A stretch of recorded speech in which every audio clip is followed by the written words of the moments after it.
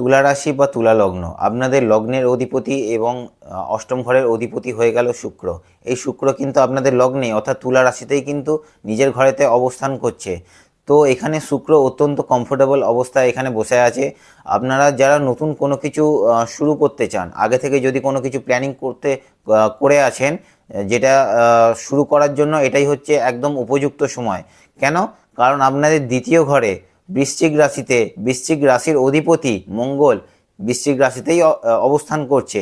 আর কিছুদিন পর রবি আপনাদের লগ্ন থেকে সরে যাবে এবং দ্বিতীয় ঘরে বৃশ্চিক রাশিতে ট্রানজিট করবে। রবি এবং মঙ্গল একসাথে কম্বিনেশনস তৈরি করবে, যেটা এই টোটাল ট্রানজিটটা কিন্তু আপনাকে আরও অনেক বেশি পজিটিভ করে তুলবে, আপনাকে আরও বেশি কনফিডেন্ট করে তুলবে। এবং আপনাদের পঞ্চম স্থানে কিন্তু রাহু অবস্থান করছে, আপনাদের কেরিয়ারের জন্য কিন্তু অত্যন্ত পজিটিভ। এবং সাথে জুপিটার অর্থাৎ বৃহস্পতি দশম ঘরে অবস্থান করছে। কালকে অর্থাৎ 11 তারিখে বৃহস্পতি বক্রি হয়েছে। আপনারা যারা চাকরি খুঁজছেন, আপনাদের কাছে নতুন চাকরির অফার আসতে চলেছে, বা যারা জব চেঞ্জ করতে চান তাদের কাছেও জব অফার আসতে চলেছে।